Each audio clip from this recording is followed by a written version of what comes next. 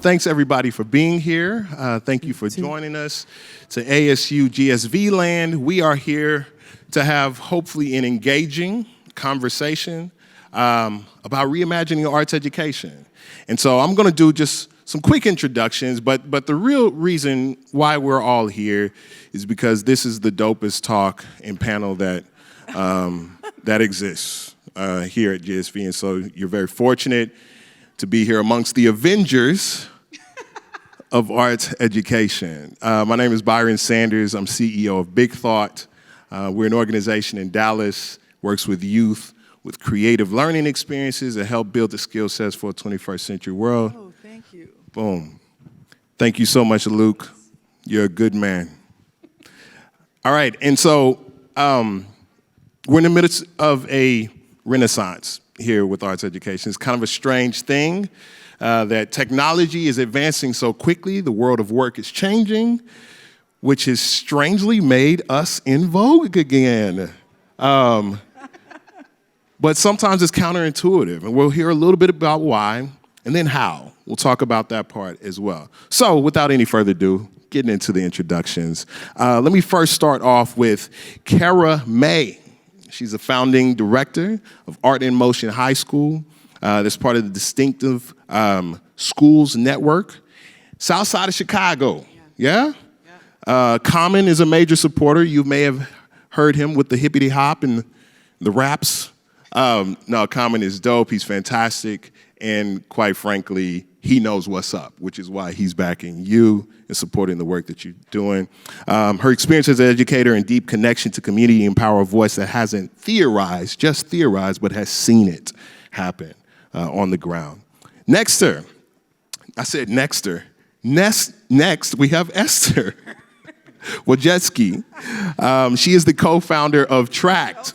Yes, I can make some new names any time of the day. Esther is the founder of the world's best retirement plan.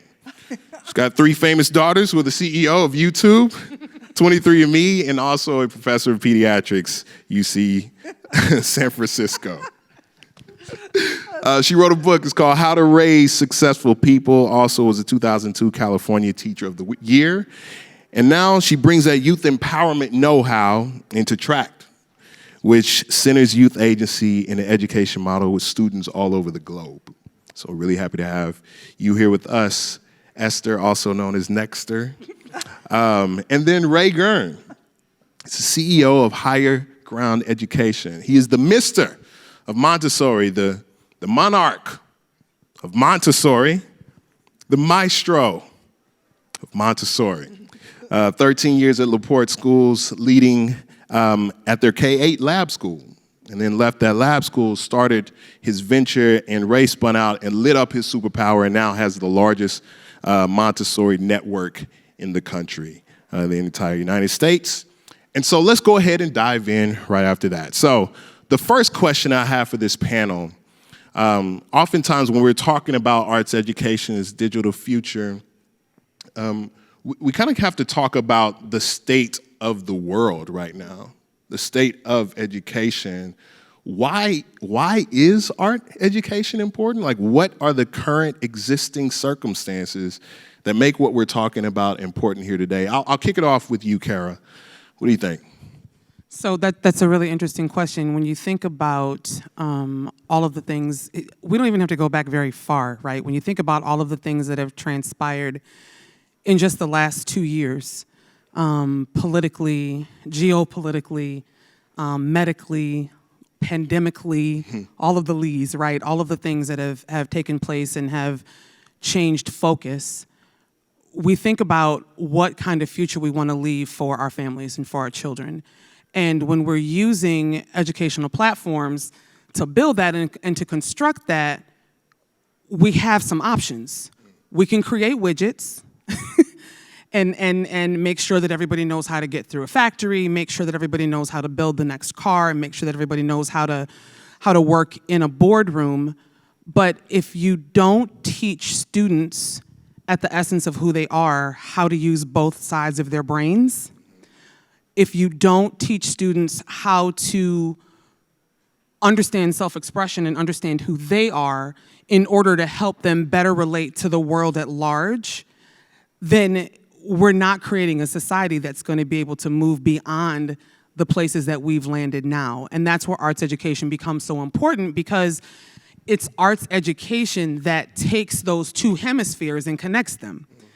Because I can teach children to read. Literacy is amazing. I was an English teacher for years. I love it. I can sit and teach a baby, use all of the strategies, right, to teach them to read. But if I don't touch them and help them understand who they are and be able to use their own expressive vehicles via arts mechanisms, so whether it's writing, and Esther will talk about the writing component, or whether it's through drawing or coloring or painting or singing or just being able to express who they are, then you are not going to get them maximized and get the full potential that you would like out of them in order to create the world that we're trying to achieve. So I don't think it's an important piece of education. I think it's probably the most important piece, which is counterintuitive, as we say, right, to digital age. But it's imperative that we do it. Fantastic. Esther, what about you? What do you think? Well, just think about what's going on in the world. It's called STEM, and they've left out the A. So then a few people got freaked out. It's like, oh yeah, let's call it STEAM. We seriously. They fixed it. They sort of fixed it. Yeah. They All tried. All better now. I mean, arts, I don't know how we can possibly leave them out. And we still are ignoring them because everybody's focused on, can you be a coder? Oh, what do you know about digital this and digital that? And it's like, where are the arts? So we need to focus on it and give kids an opportunity to have to express themselves. And we don't have that opportunity in most classes. I'm sorry to say, it's kind of a disaster out there. And so in my program, of course, I think Cara was referring to my program where I have hundreds of kids very creative and learning to write. And so the question is good grief, why are they all wanting to go to your program? Teaching you to write? Really, what kind of teacher is that? Well, I'm the kind of teacher that gives them the opportunity to be free. And freedom is attractive. It's more attractive than pizza. And so, absolutely. Yes, that's what's drawing them all. Freedom to create. I still love the pizza, though. Oh, that's right. The most attractive is free pizza. Free pizza. Well, actually, freedom pizza. They do have pizza too. I hate to admit that. Yeah. But yes, they do they're Italian actually. They like pasta too. Fantastic. Thank you, Esther. Ray, state of the world. Why is this conversation about arts education so important? Yeah, does that work? Yeah. There's a lot of different angles at which there are interesting things to say. So I'll focus on one, which is I think my unique perspective on this, which is the Montessori perspective of education as self-creation through work. And I think, we're coming out of the later 19th and earlier 20th century where there was a need to kind of protect the young from work. And the whole context has changed, and which is still true, obviously, in other parts of the world. And so, but we need to rethink because there's work that's more developmentally appropriate, less dangerous, and I think that education requires a different relationship to work. And I see this issue of arts versus STEM as kind of an expression of the fact that we need to kind of grapple with our frameworks, right? There's a way in which I don't even know what it means to separate these two things. A kind of certain STEM, quote, STEM projects feel a lot more like painting than they do memorizing stuff on a science test. So it's right. Well, and if I may just read a passage from Montessori on this issue, she says, "Among the revelations the child has brought us, there is one of fundamental importance: the phenomenon of normalization through work. Thousands and thousands of experiences among children of every race enable us to state that this phenomenon is the most certain datum verified in psychology or education. It is certain that a child's attitude towards work represents a vital instinct. Man builds himself through working. Nothing can take the place of work, neither physical well-being nor affection, and on the other hand, deviations cannot be corrected by either punishment or example. Man builds himself through working with his hands, but using his hands as the instruments of his individual mind and will, which shape its own existence face to face with its environment. How could it ever have come to pass that work, which should represent the supreme satisfaction, the center of health and regeneration, as it does for the child, should be rejected by the adult man? How could it have been thought that work was a product of harsh necessities created by his environment? Perhaps because work in human society rests on mistaken foundations. It develops from it is deviated through possession, power, apathy, attachment, so that the deep-seated instinct remains hidden as a suppressed characteristic. Then work depends only on external circumstances or on struggles. It becomes forced labor, giving rise to potent psychological barriers, and then thus becomes hard and repellent. And this idea that like there's something core about work, right? And that the purpose of education is to allow a human being to create themselves through work. I mean, if you take it seriously, and then you ask, well, what type of work? I mean, you need the variety of human experiences, and I actually don't think that there is a such thing as just like getting a job and doing well, and then you need kind of art to add color to your life. Like, you don't do well. You end up miserable. You end up in failed marriages. You end up in jobs that you hate. You know, my wife went to UCLA Law School, and I'd go to these parties with her, and like there were these amazing law students inflamed with a passion for what they wanted to do. They knew why they were there. They knew what they were after. And then there was like a whole bunch of others, the majority, unfortunately, that you could see they're headed into marriages, they're going to have affairs, they're headed into jobs they're going to hate. And on paper, you can't tell the difference between the two because nothing in our system distinguishes. And so I think we do have to think about arts education from the perspective of like, what are the needs of the human being? I mean, it's not optional.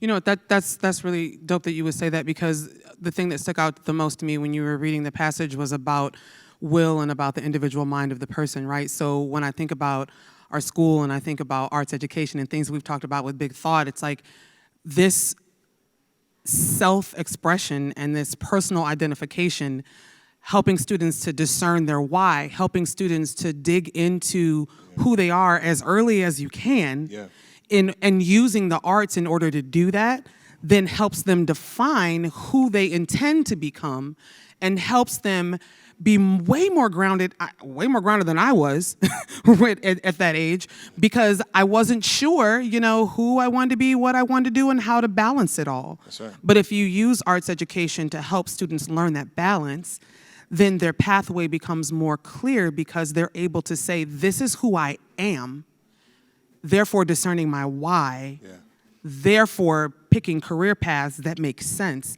and they can be passionate and on fire about, whether they're dancing, for Joffrey, or whether they're singing at the Met, or whether they're like flipping burgers. Man, if that's you, do you. However, does that light your fire? Yeah. And do you know what that fire is? And helping them figure that out, I think, is really critical. And that's what arts education is all about. Love it.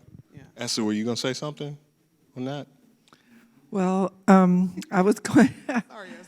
No problem. Preach. That's why we got the mic. One thing that I just wanted to bring to everyone's attention, one of my former students wrote this book called The Fuzzy and the Techie, Scott Hartley.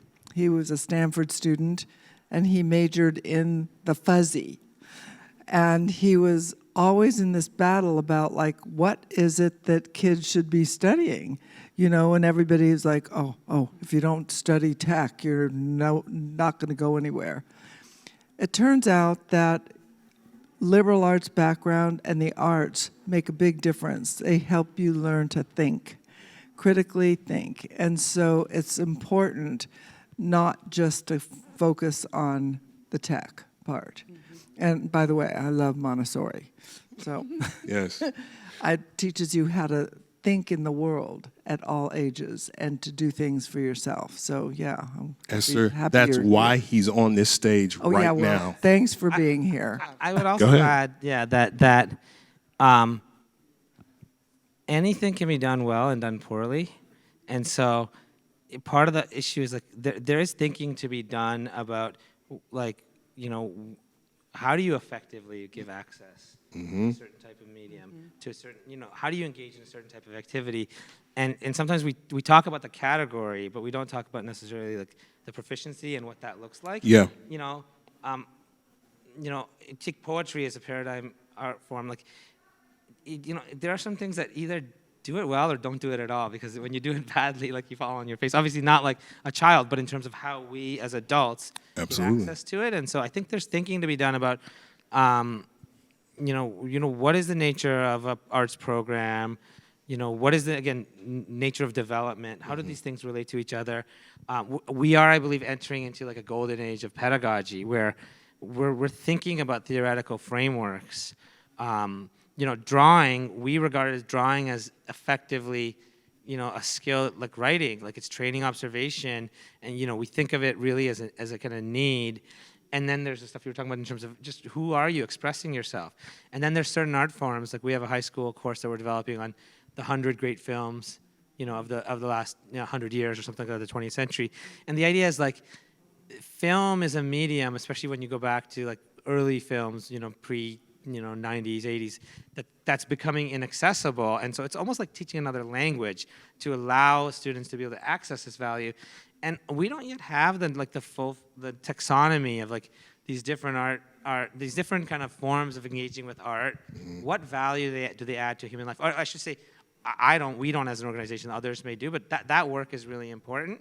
And I think it's part of a broader trend to rethink some of the general pedagogical frameworks. Like if you take the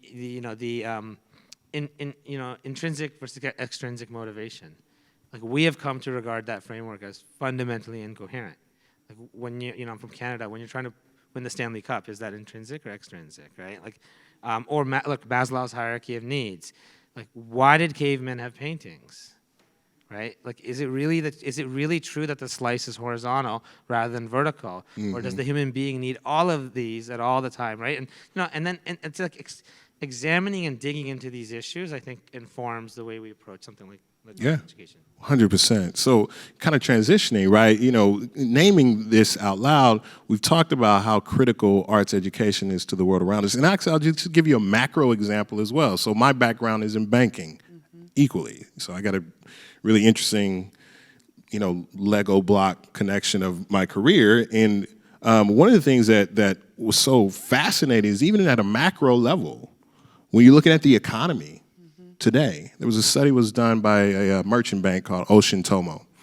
And they looked at 1970s, and the whole assessment was the S&P valuation, and they split it between soft assets, hard assets, right? Hard assets, manufacturing and, machinery and then like the stuff, right? Soft assets being things like brand equity, things like, how people feel about the expectation of future success and these things that we've called soft, right? 1970, the valuation was about 17% soft assets. Everything else was hard. Fast forward, that was 1975. Fast forward to 2015. It's a complete inverse. To the point where now when they did the study for 2020 S&P 500, 90% of the valuation of the current S&P 500 are soft assets. Well, if that's the currency, if that's the value, how are we creating education systems that equip people to bring that value to workplace? Who are the people who understand the emotional intelligence of how this product service connects with people? Who are the people who know how to drive the value of innovation and creativity and intellectual property? How are we creating the kinds of people who can bring that to the enterprise workplace? That's why this question isn't just a question about, fluffy daffodils. Why do we, we want things to look beautiful, absolutely.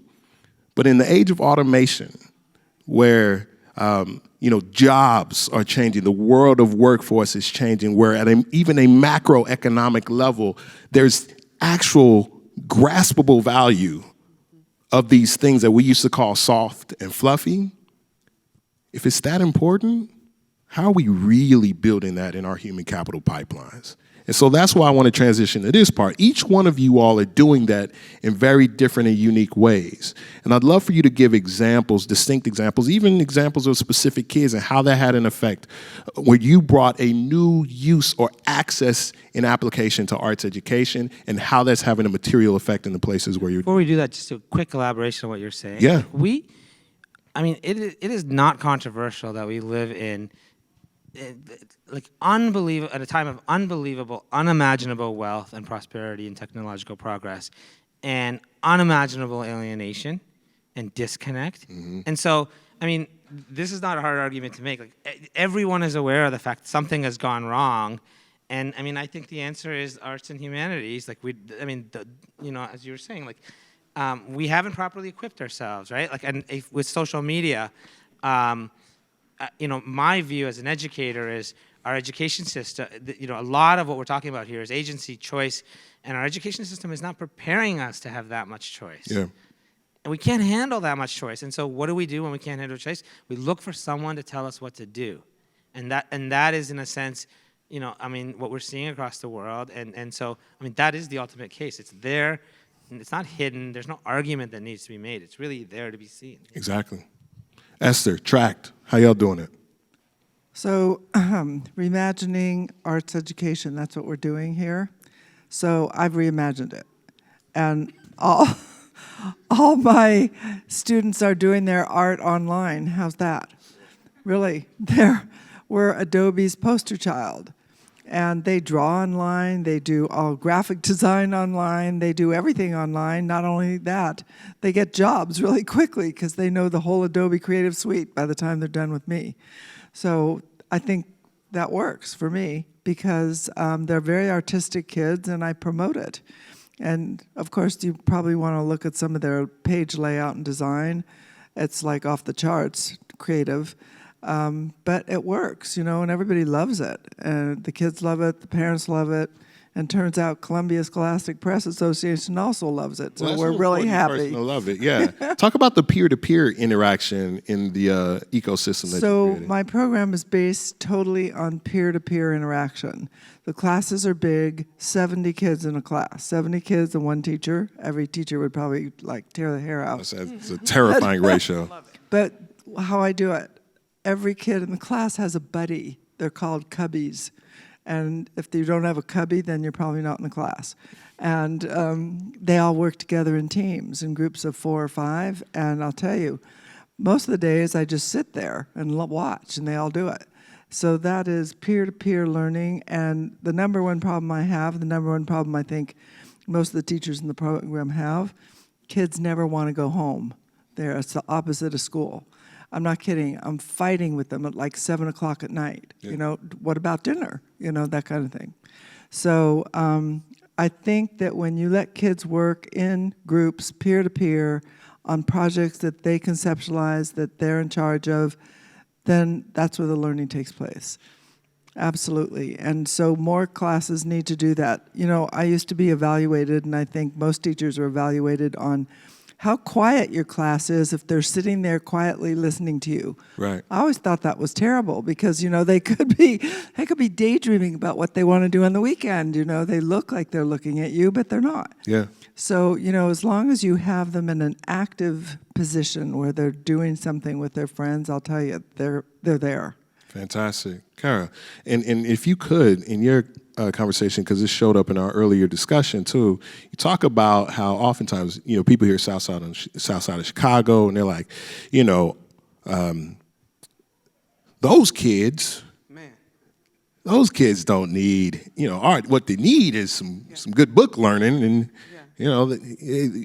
but they're over here playing with paint and stuff. So, talk a little bit about how your model is doing the thing that prepares people for this world out here. Yeah, thank you for that, Byron. It's really interesting when you think about the south side of Chicago. Hilarious. quick anecdote. I had on the T-shirt this morning that said Southside on it, with like it's an Art in Motion T-shirt, shameless, with Southside on it. And one woman walked past me. She's like, "Ooh, Southside." I was like, "Hi." And then another guy walked past me, and he was like, "Oh, Southside, huh?" And I was like, "Uh-huh."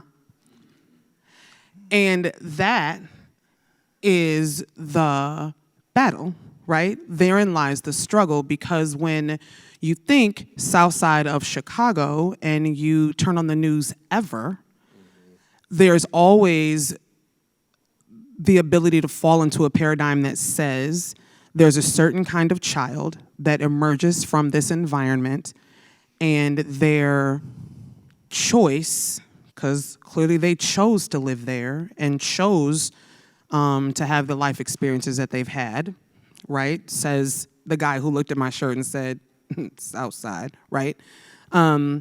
You have that kind of response and that kind of reaction. And so when you think about what students need, and I heard somebody say yesterday in a panel that when we teach to the margins, everybody does well. When you teach to the things around the edges in order to make sure that you catch everyone, then it's good for everybody, right? So thinking about my students, the margins, the students who have been marginalized, students who have been put in a box for years, we are responsible for creating programming that allows those students to not only learn and flourish academically, but also learn and flourish artistically so that they can utilize their entire skill set. Yeah. So that they can dig into the box of all of their tools and be able to become what they choose on the other side of their secondary education. Because when we think about Southside kids and you start talking about what post-secondary options are, I mean, that really is oxymoronic, right? Because when you talk about what societally provided post-secondary options are for marginalized children, the list is really, really short. Yeah. And so building programming and having students understand that connection are at the core. My T-shirt says "Let Love," because at the core of who we are, when we talk about this digital age where it's counterintuitive to say, hey, relationships are really important, guys. It's really important that we care about each other, all of the soft stuff, right? It's really important that we are willing to have conversations and restore relationships and do all of these things that are considered soft skills. People say, okay, you're going to do all that, but then what are they going to learn? And why would you, when they're so far behind, why would you expend the time doing all of that when they really need to get ahead in reading? And it's like, why wouldn't I? Yeah. Because they are going to need those skills even more to be able to overcome odds that have been presented to them as insurmountable. But they're not, if we're willing to equip students in the way that they need to be equipped, because it is incumbent upon us as adults to create systems that create change for children. Yeah. And so at Art in Motion, that's what we do. And we opened in September of here goes the elevator speech. Opening in September of 2019, pre-pandemic, we were open for, 7 months before everybody got sent home. And in that time, students came to us saying, some parents came and brought their children because they wanted an arts experience for their children. Some parents came because they're like, is this a place where my child will be safe? Some parents brought their children because they were like, hey, this is his last option. Because he's been from school to school to school to school.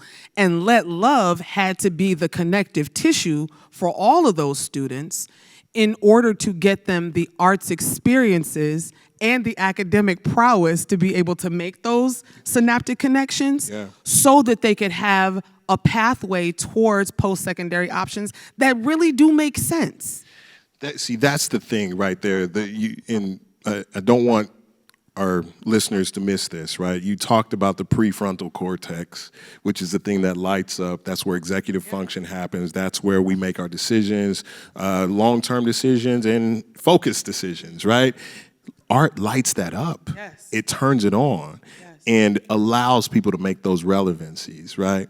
And you talked about an interesting thing, agency, and I want to roll this to Ray. Agency in the Montessori space seems to be core to the definition of the model itself. Absolutely. Talk a little bit about how that is preparing young people for the world of today. Yeah, and just listening to you, just thinking about like, the kind of even going underneath that, the issue of like, do we believe in the potential and the capability of the human child and the human being? Because we have to challenge our conception. I have a half-written essay, We the Athenians, and it's about like those of us who believe in high agency education. And the theme is basically that like deep down, part of us is a little bit scared that Sparta is getting up at 5 a.m. and making their kids do drills, and maybe that actually works, and I think we have to confront that in ourselves. The work is in ourselves. To create a high agency program. And our view is we're not philosopher kings. We're not in the business of manufacturing or engineering outcomes. We're in the business of setting the conditions that allow each child to become his or her full self. Mm-hmm. And I think one of the most pernicious ideas, I think we're kind of over it, but in like the charter world and in the kind of, impact education, it's this idea that kind of more vulnerable children, they need no excuses schools, right? They need like shirt and tie. And I think there's something right. Like it came from the impulse of like, take your life seriously, your life matters, but it's not a good view. And I think and I think that part of what happens when you're on that view is you're trying to doctor the outcomes rather than get out of the way, set the conditions and get out of the way, which is what these children need. Now what we are trying to do is rebuild school. So we start from infant programs and even parenting advice from birth, 8 weeks. You can be a stay-at-home parent and get our kits and our services. We can train a nanny and place them in your home. You can come to one of our schools, and then that carries all the way through high school. And the idea is to create an educational program that is optimized for agency and not compliance. And what that means, even with a 1-year-old, my wife calls most daycares baby jails, because it's like the only two places we put human beings behind bars are like cribs and prisons. And like moving from a bouncer to a rocker to a high chair, like there's this view of virtue is stillness, right, and activity is vice, right, and that is to your point about the noise, it's the exact opposite, right? And so in that context, and I'm sure most of you are somewhat familiar with Montessori. The idea is you put the curriculum into the environment, the teacher is now a coach, and you set the environment in such a way that the natural human process leads to learning and growth and discovery. And then what we've done at K-12 is essentially created the digital environment, the digital self. Mm-hmm. So you can, on the one hand, pursue whatever you're interested in, but on the other hand, it just naturally leads to kind of, the sequenced, experiences you need. And in that context, art is it's just baked into the experience. A 3-year-old can paint on an easel, or can wash dishes, or can do the metal insets or the sandpaper letters, and it doesn't feel like it's a special thing you do at a certain time. Now as children get older, there's a kind of survey approach where we have after school programs and other things to give them more exposure, but generally you even with an 8-year-old, you have a weekly work contract. That you agree to. You can do math all day on Tuesday and paint all day on Wednesday, and you meet your goals, and it works. It's beautiful. Yeah. So we're running close to our time. This is enough, definitely, to wet the palate. But as briefly and succinctly as you can, if you're talking to somebody who is outside the choir, so to speak, I don't like art. It's stupid. It's a waste of time. This is what school should be. If you're trying to go to that person and convince them how central art needs to be to our learning frameworks, what would you say to knock their socks off, like on an elevator? What would you tell them? What's the most important way that we can get that message across? So 1 minute. Yeah. It's a very short elevator. It's like 5 floors. 5 floors. Yeah, 5 floors. And it's fast. Well, so you can just think about what has survived centuries, all the way from the Greek times, art. And that's really important for us in the 21st century to focus at least part of the time on art and incorporate it in our lives. That's what I tell them. Ding.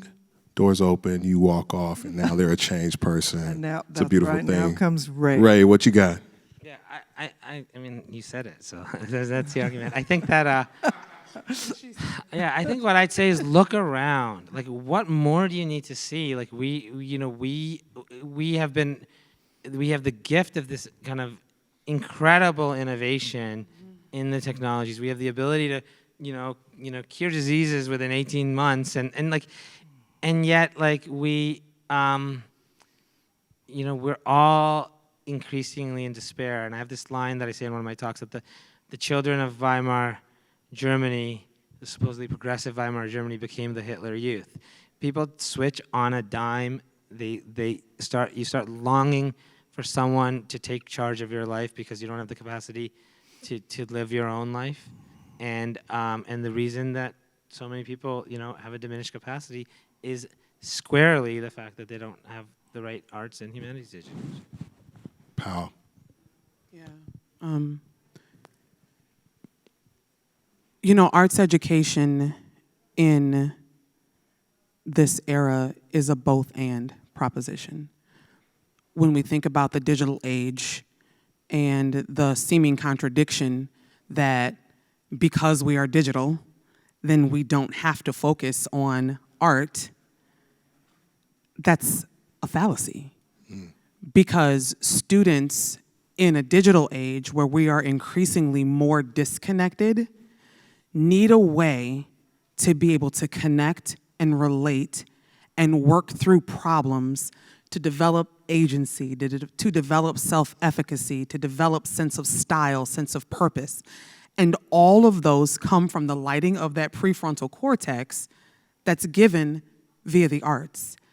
And so it doesn't have to be either or. And we've spent entirely too many years trying to say that something has to be one way or the other.